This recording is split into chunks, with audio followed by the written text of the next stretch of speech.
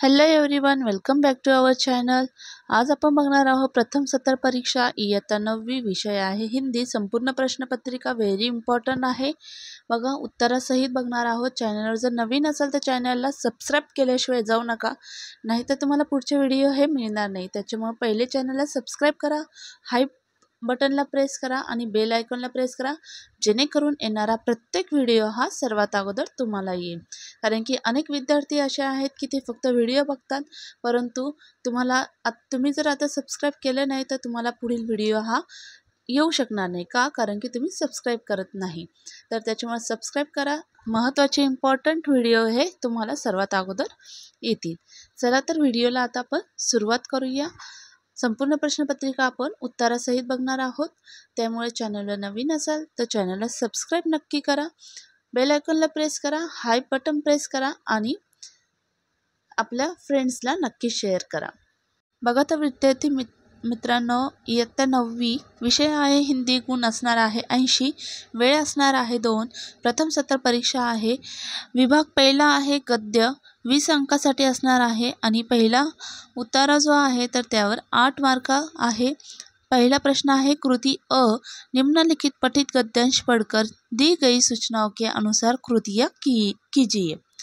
तो देखिए यहाँ पे गृहस्वामी और जूलिया, इनके बीच कुछ संवाद दिया गया है, गद्यांश दिया गया है।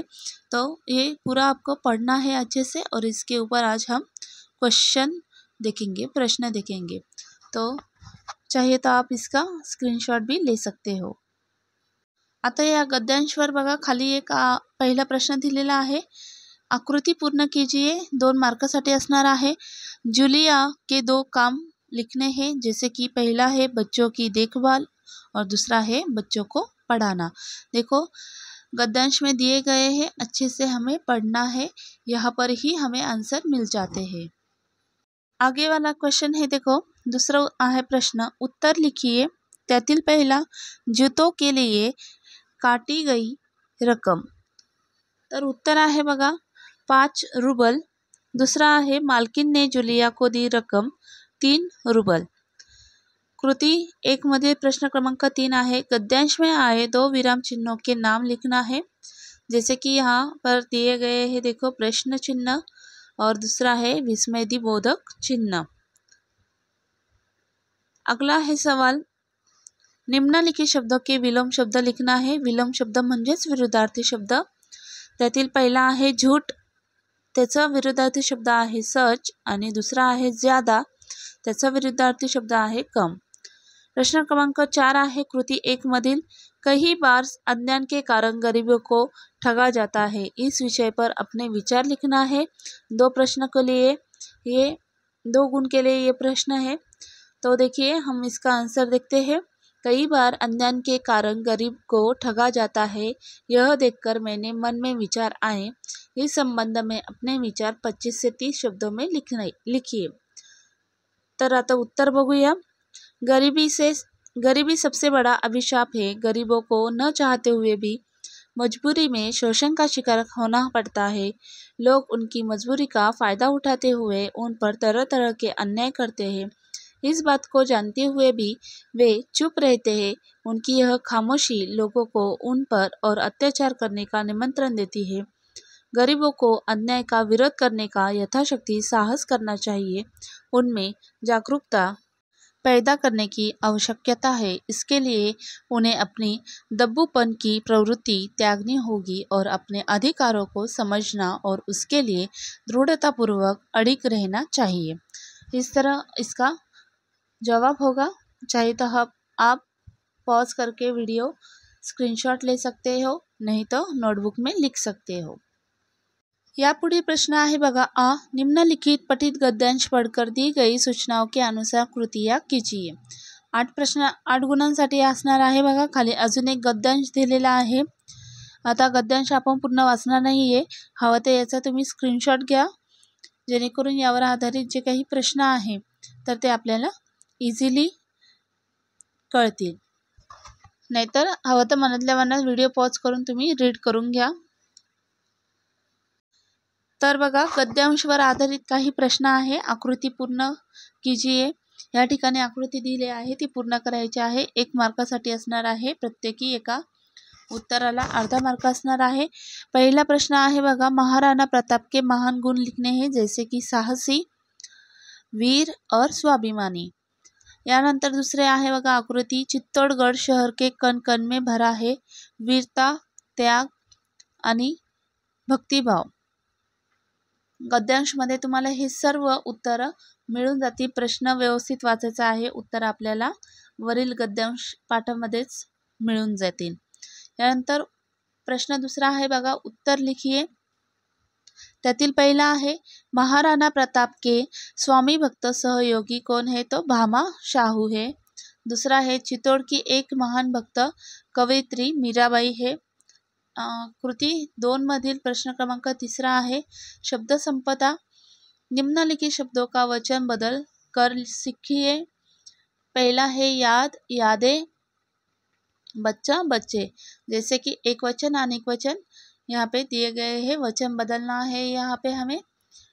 अगला है देखो, ब गद्यांश में प्रयुक्त प्रत्युयुक्त शब्द चुनकर मूल शब्द और प्रत्यय अलग करके लिखिए.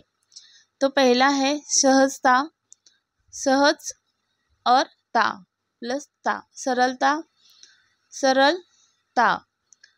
अगला है देखो, देशभक्ति की भावना आवश्यक है, इस विषय पर अपने विचार लिखना है. 2 गुणों के लिए है, तो इसका जवाब देखते हैं. बघा, देशभक्ति की भावना आवश्यक विषय पर अपने विचार 25 से 30 शब्द में लिखना है. उत्तर बघूया आता आपण. जिस देश में हम रहते हैं, जिसका अन्न जल खा पी कर हम बड़े होते हैं और लोगों के सामने गर्व से अपने आप को जिस देश का वासी बताते हैं, उस देश के प्रति हमारे मन में प्यार होना स्वाभाविक है. इसे ही देशभक्ति कहते हैं. देशभक्त के मन में अपने देश के लिए उन्नति और कल्याण की भावना होती है. वह उसकी सिद्धि के लिए प्रयत्न करता है. देश पर आपत्ति आती है तो देशभक्त की बेचैनी बढ़ जाती है. वह अपने सामर्थ्य के अनुसार उससे निपटने में अपना सहयोग देने के लिए आतुर हो उठता है. हमारे महान नेताओं का देश के लिए त्याग और संघर्ष उनकी देशभक्ति का ही परिणाम है. हमारे सैनिक देश की रक्षा के लिए अपनी जान की बाजी लगा देते हैं. प्रत्येक व्यक्ति में देशभक्ति की भावना होनी चाहिए और अपने देश को अपने स्वार्थों से ऊपर रखना चाहिए. इस तरह इस सवाल का जवाब है. तो चाहिए तो आप वीडियो पॉज करके आंसर लिख सकते हो. पुढील प्रश्न आहे बघा, निम्नलिखित अपठित गद्यांश पढ़कर दी गई सूचनाओं के अनुसार कृतियाँ कीजिए. 4 मार्कासाठी आहे. तर या ठिकाणी एक पुन्हा गद्यांश दिलेला आहे, त्यावर आधारित काही प्रश्न दिलेले आहे. गद्यांश हा नीट व्यवस्थित वाचायचा आहे. त्यावर आधारित काही जे प्रश्न आहेत ते आपल्याला इझिली मग लवकर सापडतात. चला तर आता प्रश्न बघूया. पहिला प्रश्न आहे, प्रवाह तालिका पूर्ण कीजिए. पहिला दिलेला आहे, प्रेम से होने वाले लाभ. उत्तर आहे बघा, मानसिक विकार दूर होते हैं, विचारों में कोमलता आती है, सद्गुणों की सृष्टि होती है और दुःखों का नाश होता है. 2 मार्कासाठी आहे. प्रत्येकी एका वाक्याला तुम्हाला अर्धा गुण आहे. यानंतर पुढील प्रश्न आहे बघा, माँ का हमारे जीवन में महत्वपूर्ण स्थान, इस विषय पर अपने विचार लिखिए. तर याचं उत्तर जाणून घेऊया. यापूर्वी आपण जर चॅनलला अजूनही सबस्क्राईब नसेल केलं तर चॅनलला नक्की सबस्क्राईब करा, कारण की येणारी घटक चाचणी 2 त्याचप्रमाणे द्वितीय सत्र यांचे देखील व्हिडिओ आपल्या चॅनलवर हे येतात, अपलोड होतील. त्यामुळे चॅनलला आत्ता सबस्क्राईब करून ठेवा आणि इतर विषयांचे महत्त्वाचे व्हिडिओ देखील आपल्याला मिळून जातील. पुढील प्रश्न आहे बघा, प्रश्न क्रमांक 2, निम्नलिखित पठित पद्यांश पढ़कर दी गई सूचनाओं के अनुसार कृतियाँ कीजिए. आता या ठिकाणी पद्यांश दिलेला आहे, म्हणजेच कविता दिलेली आहे. कभी सीने पर रख के लेट जाने थे, कभी गोदी में लेते थे, कभी घुटनों को अपने रिहल की सूरत बनाकर. या पद्धतीने बघा एक कविता दिलेली आहे. या कवितेवर आधारित आता आपण प्रश्न जाणून घेऊया. पहिला प्रश्न आहे बघा, आकृति पूर्ण कीजिए। किताबें यहाँ रखते हैं, तो किताबें कहाँ रखते हैं, जैसे कि हमने पहले ही देखा, सीने पर, गोदी में, घुटनों पर, माथे से लगाकर। प्रत्येकी एका वाक्याला, एका शब्दाला तुम्हाला अर्धा गुण आहे। या पद्धतीने 4 लिहिले की तुम्हाला 2 गुण मिळून जातील। त्यातील दुसरा आहे, निम्नलिखित शब्दों के पर्यायवाची लिखिए। इल्म, ज्ञान, सीना, छाती। ब, निम्नलिखित शब्दों के लिंग पहचानो। फूल पुल्लिंगी और गोदी स्त्रीलिंगी। तीसरा है, देखो, उपयुक्त पद्यांश की पहले 5 पंक्तियों का सरल अर्थ लिखना है। तो यह 2 गुणों के लिए है। यानंतर पुढील आहे बघा, निम्नलिखित पठित पद्यांश पढ़कर दी गई सूचनाओं के अनुसार कृतियाँ कीजिए। खाली अजून एक पद्यांश दिलेला आहे, संजाल पूर्ण कीजिए। पद्यांश में आए मनुष्य के 4 सद्गुण लिखना है, जैसे कि कविता में दिए गए हैं। पहले ही लाइन में देखो, शील, श्रेष्ठता, विनय, आदर्श। अगला है, देखो 2 नंबरचा आहे प्रश्न, पद्यांश पर आधारित 2 ऐसे प्रश्न बनाकर लिखिए जिनके उत्तर निम्नलिखित शब्द हो। मग 2 असे प्रश्न बनवायचे आहे की ज्याचं उत्तर हे खाली दिलेले 2 शब्द होतील। 2 गुणांसाठी आहे। जसे की पहिला आहे बघा, सृजनहीन विज्ञान कैसा है, आणि दूसरा आहे चरित्र, तर निर्माण के पावन युग में हमें किसका निर्माण नहीं भूलना चाहिए। तर या पद्धतीने 2 प्रश्न बनवायचे आहेत। प्रश्न क्रमांक 3 आहे, उपयुक्त पद्यांश की निम्नलिखित पंक्तियों का सरल अर्थ लिखिए। आविष्कारों की कृतियों में यदि मानव का प्यार नहीं है, सृजनशील विज्ञान व्यर्थ है, प्राणी का उपकार नहीं है। या पद्धतीने काही पद्यांश पंक्तिया दिलेल्या आहेत, त्यांचा अर्थ तुम्हाला लिहायचा आहे। आता विभाग 3 आहे बघा, पूरक पठन 8 गुणांसाठी आहे। प्रश्न क्रमांक 3, निम्नलिखित पठित गद्यांश पढ़कर दी गई सूचनाओं के अनुसार कृतियाँ कीजिए। खाली एक गद्यांश दिलेला आहे, तर तो व्यवस्थित वाचायचा आहे। 4 गुणांसाठी आहे। यावर आधारित काही प्रश्न आपण आता जाणून घेऊया, की ते 4 गुणांसाठी असणार आहे। तुम्हाला हवं तर व्हिडिओ पॉज करून व्यवस्थित हा गद्यांश वाचून घ्या। त्यावरील पहिला प्रश्न आहे, प्रवाह तालिका पूर्ण करा। 2 गुणांसाठी आहे, संत कबीर जी की विशेषताएं जो उनके अखंड आत्मविश्वास का परिणाम थी। फक्कड़ाना स्वभाव, दूसरा आहे तेज, तिसरा आहे मस्ती आणि चौथा आहे वाणी। प्रत्येकी अर्धा गुण असणार आहे। यानंतर प्रश्न दुसरा आहे, फक्कड़ाना स्वभाव के संत कबीर समाज सुधारक भी थे, इस विषय पर अपने विचार लिखिए। 2 गुणों के लिए है। अगला है, देखो, आ, निम्नलिखित पठित पद्यांश पढ़कर दी गई सूचनाओं के अनुसार कृतियाँ कीजिए। त्यातील जो वरील पहिला प्रश्न होता बघा, कबीर का फक्कड़ाना स्वभाव विषय पर अपने विचार 25 से 30 शब्दों में लिखिए। उत्तर आहे, कबीर को संत कवि कहा जाता है। संत कवियों में उनका महत्वपूर्ण स्थान है, पर कबीर ने अपने आप को संत कवि तक ही सीमित नहीं रखा। उन्होंने अपने जीवन से संचित अनुभवों को काव्य में खुलकर उतारा है। परंपरा से समाज में चली आ रही सड़ी गली कुर्तियों और पाखंडों का उन्होंने खुलकर विरोध किया। जाति, वर्ण, आपसी भेदभाव, धार्मिक कट्टरता पर करारा प्रहार किया। इन बातों को समाज में समक्ष रखते हुए उन्होंने किसी की परवाह नहीं की। यह काम एक संत कवि नहीं कर सकता। कबीर ने संत कवि होते हुए भी यह काम किया, इसीलिए कहा जा सकता है कि कबीर का स्वभाव फक्कड़ाना था। इस तरह सवाल का जवाब है। पुढील प्रश्न आहे बघा, निम्नलिखित पठित पद्यांश पढ़कर दी गई सूचनाओं के अनुसार कृतियाँ कीजिए। पद्यांश दिलेले आहे, पुढे कविता दिली आहे, कवितेवर आधारित खाली प्रश्न दिले आहे। तर बघा, पहिला प्रश्न आहे, संजाल पूर्ण कीजिए। रात के समय घर आने वाला तारा, शादी के समय आवश्यक होता है ढोल। तीसरा आहे, मांगने पर जल भर लाने वाला लोटा, काट खाने वाला कीड़ा मक्खी। या प्रकारे संजाल पूर्ण करायचा आहे। पुढचा प्रश्न आहे, ढोलक की उपयोगिता पर विषय पर 25 से 30 शब्दों में अपने विचार लिखना है।